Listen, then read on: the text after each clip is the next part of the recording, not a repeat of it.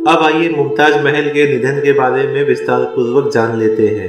शाहजहां की बेगम मुमताज महल ने अपने 14वें बच्चे गौहर आरा के जन्म के दौरान 17 जून 1631 को शाहजहां की बाहों में ही अपना दम तोड़ दिया था।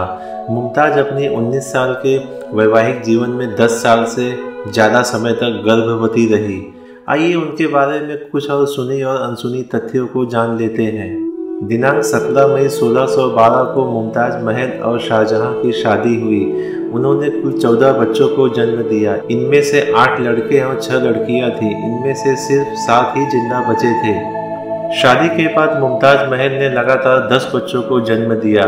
10वें और 11वें बच्चे के जन्म में कुल 5 साल का अंतर था और 1627 में वो 12वीं बार गर्भवती हुई और 2 साल बाद 1629 में उन्होंने 13वें बच्चे को जन्म दिया। 14वें बच्चे को सन 1631 में जन्म देने के दौरान 30 घंटे की प्रसव पीड़ा से जूझते हुए मुमताज महल ने शाहजहां की बाहों में अपना दम तोड़ दिया था। ताजमहल या ममी महल के लेखक अफसर अहमद ने अपनी किताब में उन दर्दनाक पलों का वर्णन किया है। इतिहासकारों के अनुसार शाहजहां मुमताज से बेहद प्यार किया करते थे। वह मुमताज को कभी भी छोड़कर उनसे दूर नहीं जाना चाहते थे। डेक्कन यानी साउथ इंडिया में खान जहां लोदी के विद्रोह को काबू करने के लिए शाहजहां को बुरहानपुर जाना था, तब उस समय मुमताज महल गर्भवती थी। मुमताज की गर्भावस्था के नज़दीक होने के बावजूद शाहजहां उन्हें आगरा से 787 किलोमीटर दूर धौलपुर, ग्वालियर, मारवाड़, सिरोज, हंदिया होते हुए बुरहानपुर ले गए। उस समय यहाँ सैनिक अभियान चल रहा था।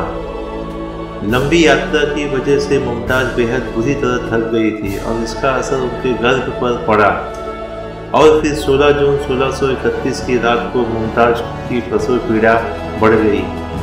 मुमताज जब प्रसव पीड़ा में तड़प रही थी, उस वक्त शाहजहां डेक्कन यानी साउथ इंडिया के विद्रोह को खत्म करने के बाद की रणनीति बना रहे थे। उन्हें मुमताज की खराब हालत की सूचना मिली, लेकिन इस दौरान वह मुमताज के पास नहीं गए। उन्होंने अपने दरबानों से दाइयों को भेजने के निर्देश दिए।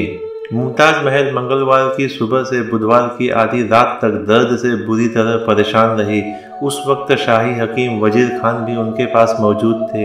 वह इसके पहले भी कई बार प्रसव के दौरान मुमताज महल के साथ रह चुके थे। 30 घंटे की लंबी जद्दोजहद के बाद मुमताज ने आधी रात को एक बेटी को जन्म दिया, जिसका नाम बाद में गौहर आरा रखा गया। लेकिन मुमताज बेहाल थी। बच्ची को जन्म देने के बाद वो बुरी तरह से कांपने लगी और उसकी पिंडलियां ठंडी पड़ने लगी। दाइयां और हकीम मुमताज महल के शरीर से हो रहे अत्यधिक रक्तस्राव को रोक नहीं पा रहे थे। वह दर्द से तड़प रही थी। इधर शाहजहां ने अपने कमरे से कई संदेशवाहक भेजे, लेकिन दोबारा कोई भी लौट कर नहीं आया।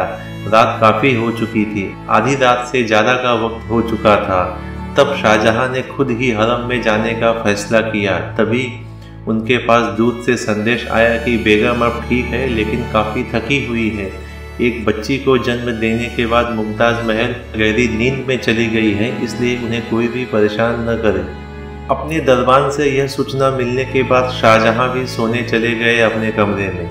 सोने से ठीक पहले उनकी बेटी जहां आरा वहां पहुंची और उसने मां की बिगड़ती हालात के बारे में शाहजहां को बताया।